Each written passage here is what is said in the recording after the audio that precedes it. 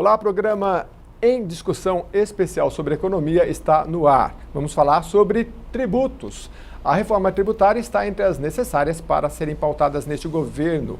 Quais as consequências de uma carga tributária tão grande para o empresário, para o trabalhador, para a nossa competitividade internacional? O que uma reforma precisa focar? No caso, a reforma tributária. Vamos tratar do tema com o Betel Lombardi. Ele é vice-presidente do CRC São Paulo, Conselho Regional de Contabilidade de São Paulo.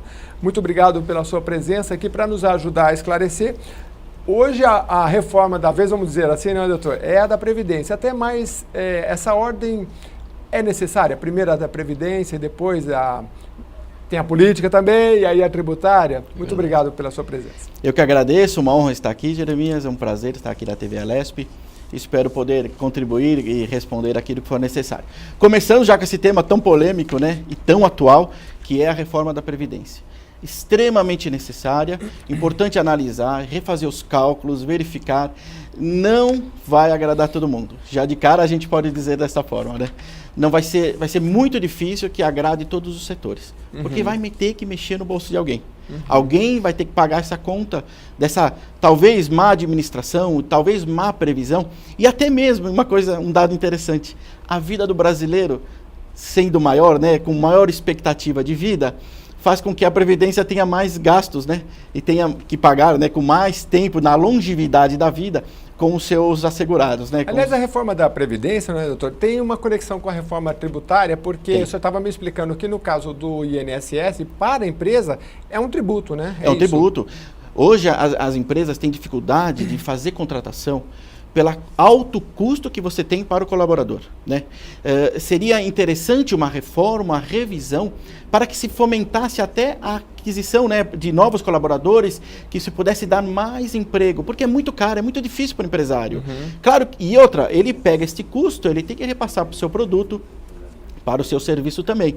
Então é muito caro. Hoje, por exemplo, quando você contrata um colaborador, se não estiver dentro do Simples Nacional, que ainda tem a isenção, a alíquota zero da parte patronal da Previdência do colaborador, como empresas do lucro real ou do lucro presumido, elas têm uma carga de 20% sobre o salário e sobre outras verbas do colaborador. Ou seja, a cada R$1.000, a empresa paga R$200 de INSS. Ou seja, o trabalhador paga, acho que 8%, 9% ou 10%, isso, né, sobre o seu salário. O colaborador contribui com 8%, 9% ou 8%. Esse valor é para ele estar assegurado em caso de auxílio maternidade na mulher, né, auxílio doença, se acontecer alguma coisa, o INSS, como uma seguradora, paga o seu salário. E esse valor também serve para contribuir para a sua aposentadoria. Homens com 35 anos de contribuição, mulheres com 30 anos de contribuição. Doutor, o Brasil entra em 2019 na liderança do ranking da carga tributária incidente sobre as empresas. Verdade. A França, que liderava o ranking, adotou medidas que vão reduzir a cobrança de impostos. E aí eu estava lendo aqui, ó, o presidente Macron, presidente da França, prevê queda dos atuais 34,4% para 25% até 2022. Exatamente. E no Brasil essa carga tributária, a gente sabe que para a população em geral tem um índice de mais de 30%, mas para empresas deve ser em torno disso também. Exatamente, chega bem a 40%, quase 40%. Né? E a gente não poderia, esse governo que entra agora, não poderia também estabelecer uma meta como a França fez até 2022, baixar para X%? Eu acredito que hoje uma grande mudança na tributação, que todos esperam, é muito difícil. Primeiro que uma lei, quando se tem redução ou aumento de carga tributária, ela vale por no seguinte, né? Nós já estaremos falando em 2020, né? Mas que ótimo, se houver isso, se houver boa vontade do governo, que se focasse na reforma tributária, eu acredito que o Brasil, que é de otimistas por natureza, que nesse novo governo a gente percebe no meio do empresariado o quão eles estão otimistas e estão motivados a investir no Brasil, na expectativa de novos investimentos, que possa crescer a indústria, o comércio, o serviço, né? Que se possa fomentar as vendas, vamos dizer assim, né? Então eu acredito que se fosse focado nisso, que se fosse realmente, que seja gradativo, não importa, mas que haja um plano efetivo. O senhor falou em gradativo, atual, né, doutor? Isso. Porque assim, precisa de um ambiente para isso, porque mesmo falando em reforma, a gente vê que toda vez que a situação aperta, alguns economistas, inclusive, defendem, não, precisa aumentar mais um pouquinho a carga tributária, não tem jeito, senão o governo não aguenta, né? Exatamente. A gente vê economistas, precisa do ambiente de crescimento, sei lá, internacional para atacar esse tema? Veja bem, se nós tivéssemos uma gestão um pouco mais eficiente nos órgãos, naquilo que o governo tem, na máquina administrativa. Gasto público. Um pouco menor o gasto público, com melhor eficiência.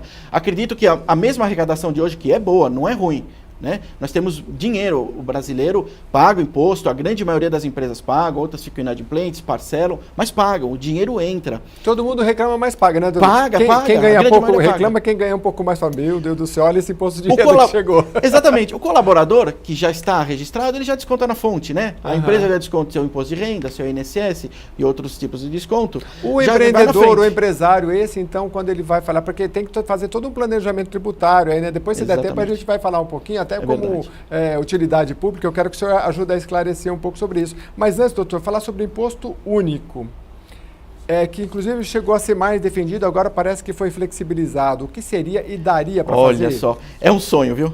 Isso seria um sonho. Nós pegamos grandes países e grandes economias, como a norte-americana, que praticamente é um imposto único. Nós temos uma taxa, na hora que você vai pagar, né? Escolheu o produto, vamos por $10, R$10.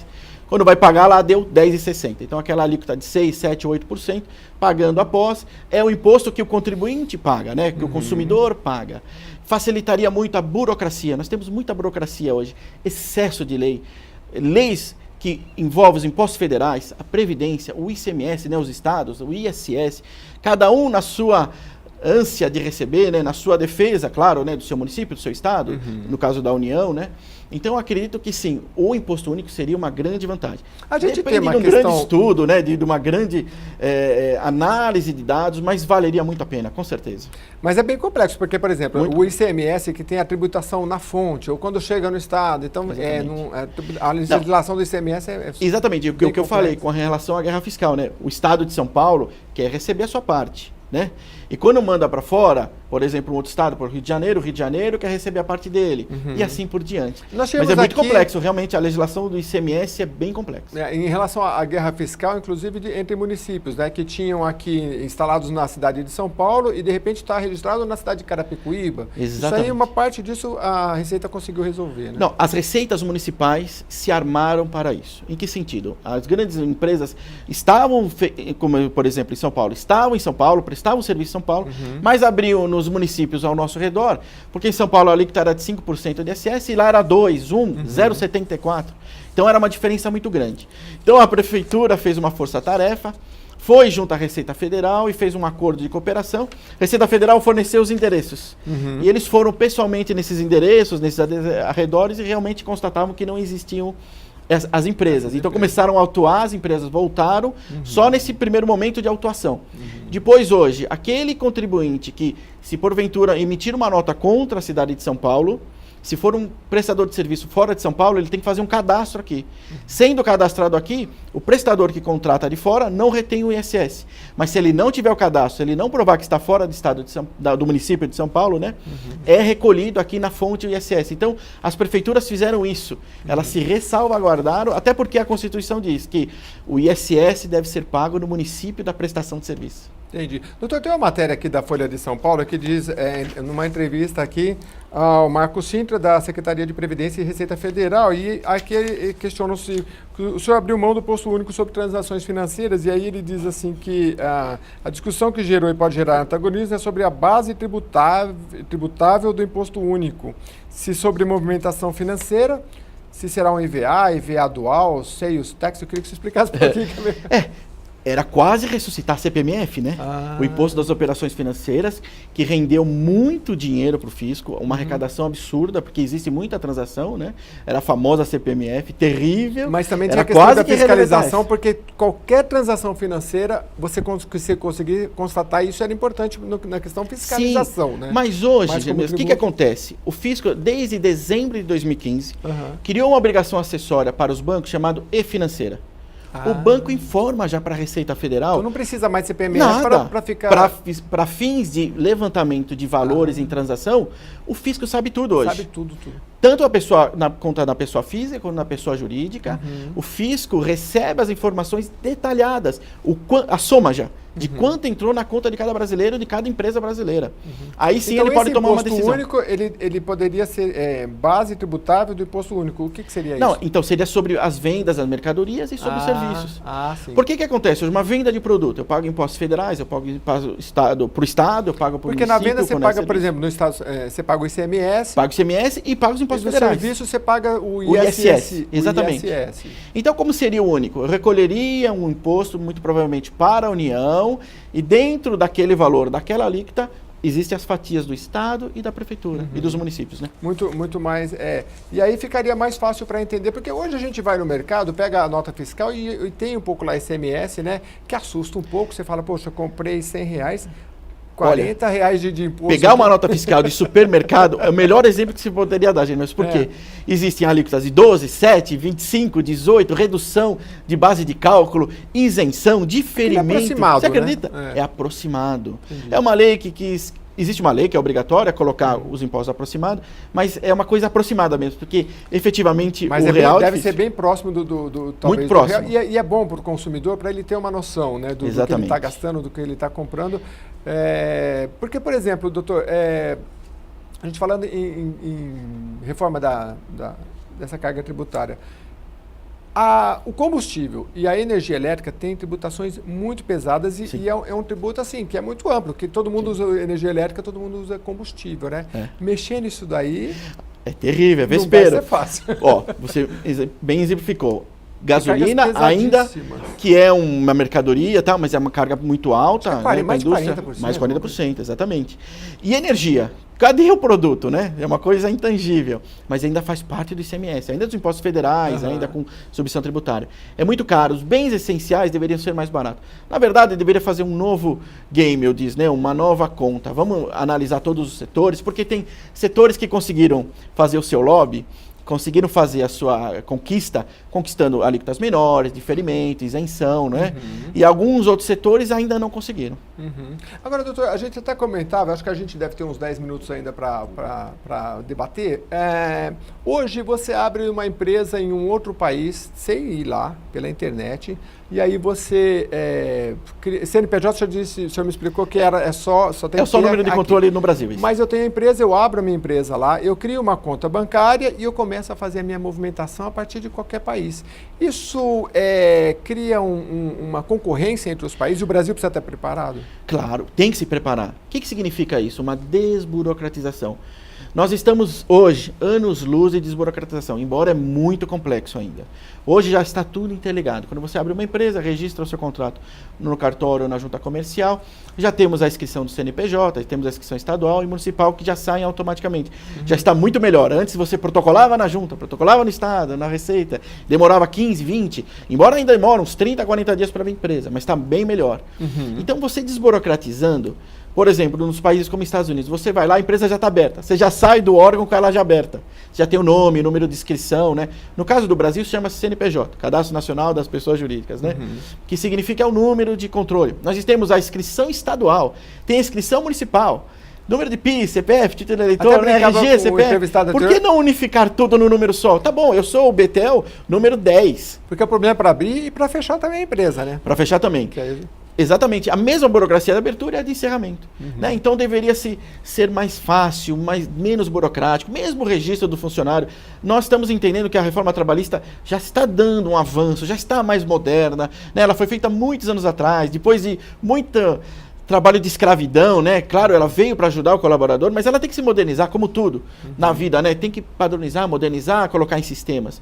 Então a gente entende que desburocratizando, sendo fácil, você pode comprar, vender e negociar.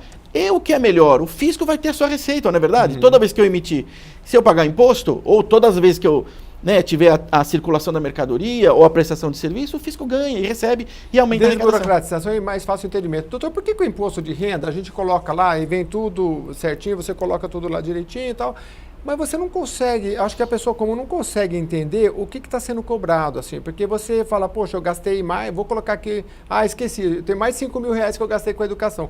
Aí você coloca lá, aí dá uma diferença na restituição de R$30. E a gente não entende essa conta. Essa é porque verdade. ela é muito complexa, não devia ser mais transparente, talvez? Não, sim, exatamente. Por exemplo, nós estamos falando no caso da declaração de imposto de renda da pessoa física, né? Por exemplo. Que chama-se declaração de ajuste anual. Ou seja, vamos fazer a declaração, vamos fazer a conta tudo de novo para ver se o governo nos devolve aquilo que pagamos a mais, ou se você tem tem que ainda completar, ou ficar no 0 a 0. Muito bem. Então é verdade. Por exemplo, no caso da educação, ela tem um limite fixo. Por mais que você gaste 10, 20, 100 mil reais, o limite é fixo e baixo, porque não incentiva a educação. Já deveria foi mais aumentar. alto? Parece Nunca que foi. foi. Por exemplo, o desconto na declaração simplificada também tem um padrão e um limite. Acima daquele limite, você pode receber mais, mas o limite de dedução fica. Agora, despesas médicas já são 100%. Né? Alguns remédios já podem ser descontados, mas não tem o 100%, né, do seu desconto. Então, são várias regras. Né? Por exemplo, dependente também é um X valor. Então, cada um tem a sua regrinha. Aí, somando, faz a declaração. Porque a pessoa não consegue saber exatamente... Não, se não tiver, graças a Deus, né? O auxílio do contador, que eu sempre fico feliz por isso. Mas tem gente que pergunta para o senhor, doutor, eu quero saber por quê, consegue detalhar? Sim, na nossa empresa, onde a gente senta, eu costumo chamar o meu cliente, através do meu notebook, eu ligo num projetor, projeto a declaração nele numa tela muito grande e vou explicando passo a passo. Entendi. Então eu consigo fazer com isso. Com ele que ele entenda, né, na verdade, aquilo que está sendo feito. Doutor, quando eu pego, rapidinho, quando eu pego alguém que fez sozinho, geralmente tem erro. Erra um código, erra uma tributação e às vezes acaba pagando um imposto maior. Então, às vezes se não vem naquela, vem na próxima. Porque, não se engane, o programa é fácil de mexer. É autoexplicativo, né? Sim. As janelinhas. Mas a legislação que está por trás que é complicada. É complexa. Aliás, falando em imposto de renda, doutor, aqui uma reportagem falando sobre a proposta sobre imposto de renda, que hoje da equipe econômica é reduzir o número de alíquotas pagas por pessoas físicas. Hoje são 5 faixas, definidas de acordo com o nível de renda do contribuinte. E a sugestão é uma alíquota principal de 15% ou 20% para a maioria dos contribuintes, mas com uma faixa mais ampla de 25% para quem tem renda maior. Hoje são 5, seria então 15, 20 e de 25? 7,5, né? Começa com 7,5, você não está escrito aí? Aqui, 7,5, 15, hoje o teto de imposto 22,5. recebe a partir de 4.664, é de 27,5. Ou seja, mas a maior, né, é 27,5%, que já é alta. Então quem recebe mais, automaticamente já também está pagando, né? 27,5%. Quase um terço, né? Um terço. Seria 33%. A gente trabalha 3, 4 meses para o governo todo ano, né? Não podemos esquecer isso, né? Então, o que poderia fazer é unificar uma alíquota. Lembrando uma coisa muito importante, a tabela do imposto de renda não sofre correção há anos. Então já é um aumento disfarçado de imposto. Porque se eu estou recebendo mais, eu estou pagando mais. Exatamente, está descontando 27 o ano passado. Nesse ano desconta 27, só que se a inflação comeu o meu rendimento e eu não tive um reajuste, então eu estou pagando mais. Né? É isso que acontece. Você automaticamente, com o reajuste do salário e não o reajuste da tabela, você acaba pagando mais imposto. Doutor, no cenário não só do desemprego no Brasil, mas também perante... O brasileiro é muito empreendedor. Nós temos aí 7 minutos para terminar. Se o senhor fizesse assim um apanhado de quem está abrindo uma empresa hoje, qual é que são as principais faixas? Nós temos aí o MEI, o EIRELI e enfim, né? Se existem pessoas que ainda erram na hora de escolher a empresa. Ótima questão, isso é muito importante. O brasileiro tem na sua veia uma veia empreendedora. O que eu diria hoje, depois de todos esses anos, são quase 30 anos na área contábil de experiência, né? Eu acredito, estude um pouco antes, especialize um pouco antes. Por que acontece? Às vezes a pessoa ganha, guarda um dinheiro, vai lá, compra uma franquia, ótimo, vai trabalhar, vai produzir.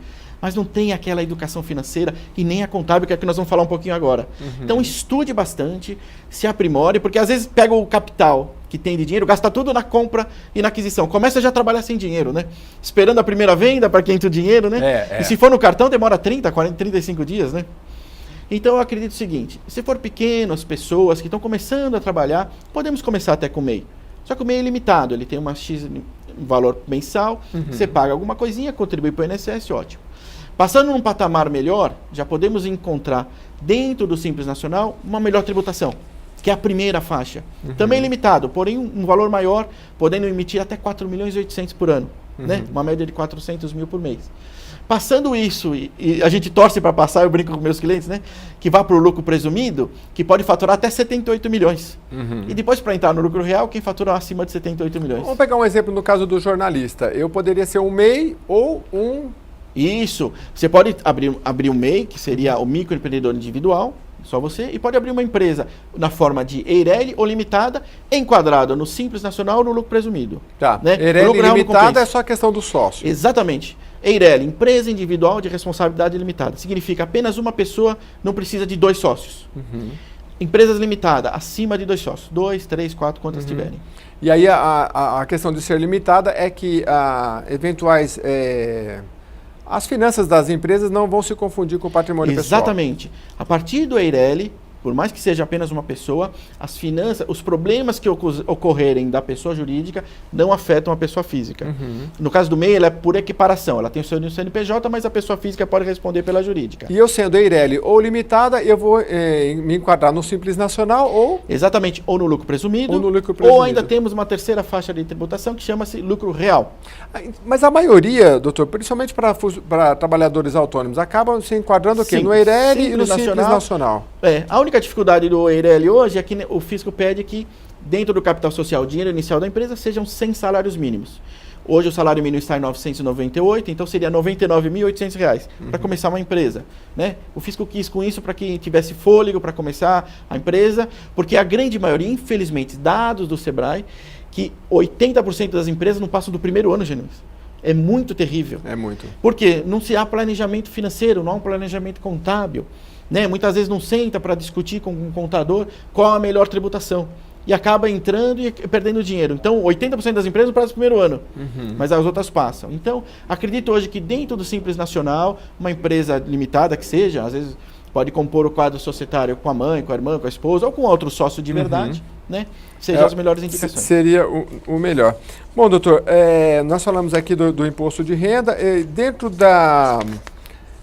Para as empresas, já que é um pouco do nosso foco aqui, qual é a empresa que é mais afetada por essa carga tributária tão grande? Ou todas acabam sendo afetadas? A pequena, a média, a grande? É verdade. A pequena, embora ela tenha os seus benefícios, né, ela tem uma capacidade melhor de dar emprego, porque ela tem uma parte que ajuda, que é o INSS patronal. Né? Então, empresas do Simples Nacional que registram seus colaboradores, elas têm alíquota zero para a parte trabalhista, para o INSS, né, para a Previdência patronal. Então, isso já ajuda bastante. Empresa de lucro presumido e maiores já tem grande dificuldade, porque já tem o ICMS, que é uma carga alta, dificultosa, tem os impostos federais, tem a carga tributária, então fica muito difícil. A economia crescendo, por mais que a empresa tivesse com uma carga alta, a economia fomentada, até que você coloca no custo e melhora. Mas se houvesse uma redução, uma coisa mais linear, e um esforço do governo para que se fomente as vendas, fomente o trabalho, né? Que se crie novas faixas de trabalho, empregos, né?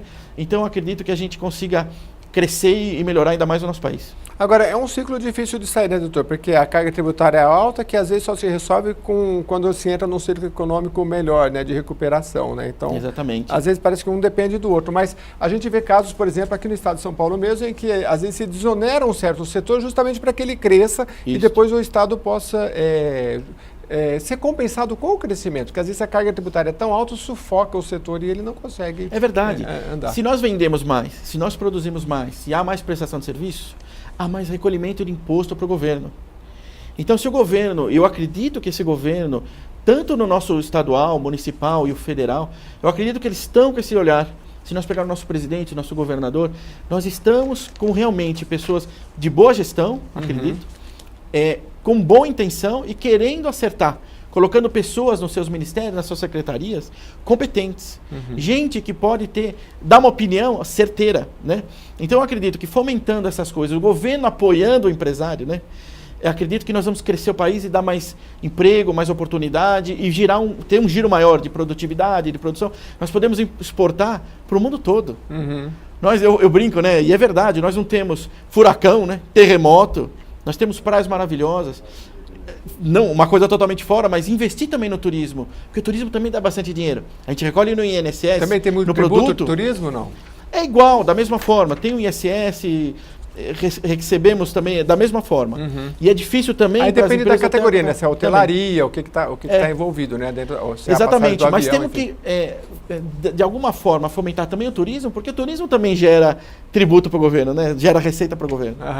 Exatamente. E os números... É claro que quando a gente pega, por exemplo, Paris, né? Que diz que recebe... O que eles recebem lá um dia, a gente demora meses aqui para conseguir receber. Mas e estimular principalmente o turismo interno. E aí também tem que passar pela... Eu que sou fã, e esse ano passado eu estive em Orlando, na Disney, eu fiz um curso de encantamento dentro da Disney World. Só um parênteses.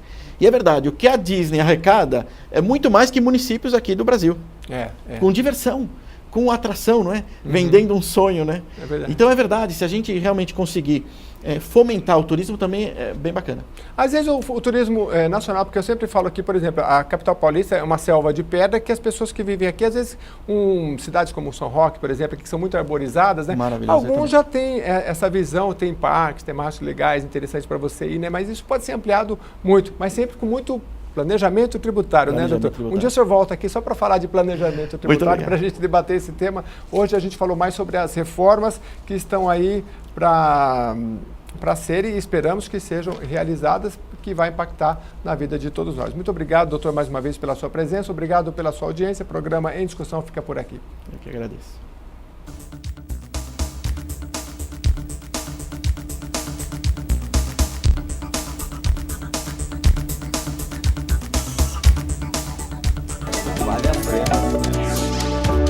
Uma situação